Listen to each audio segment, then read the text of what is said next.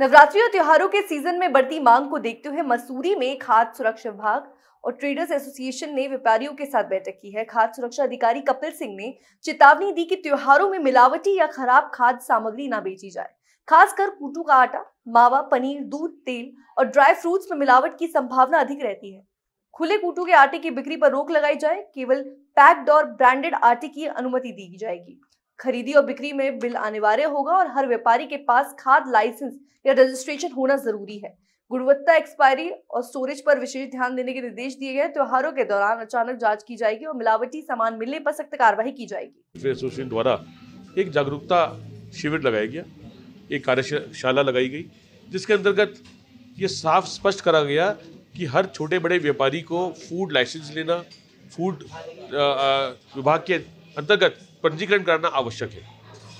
द्वितीय बात, त्योहारी सीजन देखते हुए, नवरात्र का पावन पर्व देखते हुए और इसके साथ साथ दशहरे का पर्व, दिवाली पर्व, भैया दूज और करवा चौथ, होली अष्टमी, सभी हमारे सनातन के ऐसे पर्व आ रहे हैं जिसको सभी लोग हर्षोल्लास के मनाते हैं। इस समस्त पर्वों में कूटू का आटे की बहुत अच्छी खपत होती है। माताएं बहनें कूटू का आटा से बना खाना बनाती हैं, खिलाती हैं, तो हमें सावधानी बरतने की जरूरत है। सर्वप्रथम कूटू का आटा सिर्फ पैक्ड बेचा जाएगा। कूटू के आटे पे लॉट नंबर, बैच नंबर के साथ साथ कब तक वो बेचा जा सकता है, कब तक वो उपयोग किया जा सकता है, वो लिखा जाएगा।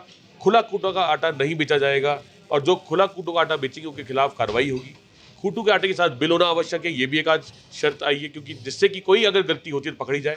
और ये सारी बातें हरिद्वार, देहरादून, सहारनपुर में जो पिछले त्योहारी सीजन में जो वारदातें हुई थी, जो नुकसान हुए थे लोगों की तबीयतों को लेकर, उसलिए याद किया गया। यहाँ पर एक कुट्टू से आटे से संबंधित एक संगोष्ठी का आयोजन आज किया गया है। जैसा कि आपको विदित ही है कि पिछले वर्ष देहरादून में कुट्टू का आटा सेवन करने के उपरांत फूड पॉइजनिंग की शिकायतें देहरादून में आई थी। तो उसको लेकर जो हमारा विभाग है, खाद्य सुरक्षा एवं औषधि प्रशासन, उसमें आयुक्त महोदय और अपर आयुक्त महोदय के द्वारा निर्देशित किया गया है कि अपने अपने क्षेत्रों में जाके अवेयरनेस प्रोग्राम हम लोगों को आयोजित करने हैं और सैम्पलिंग का भी प्रोविज़न है, सैम्पलिंग भी करनी है।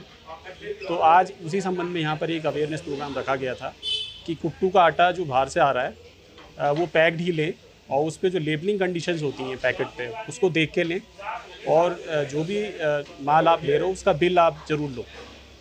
और कुट्टू के आटे का जो रख रखाव है वो भी ठीक से रखना है, एक्सपायर्ड माल नहीं बेचना है और खुला कुट्टू का आटा बिल्कुल नहीं बेचना है। कि इसके शारदीय नवरात्रि के बाद दशहरा और दीपावली का त्यौहार आना है, तो उसको लेकर भी एक जो बाहर से यहाँ पर वाहनों के माध्यम से मावा, मिठाई, पनीर या और खाद्य पदार्थ आते हैं, उनकी भी रैंडम चेकिंग की जाएगी और मार्केट में भी जाके सैम्पलिंग की जाएगी।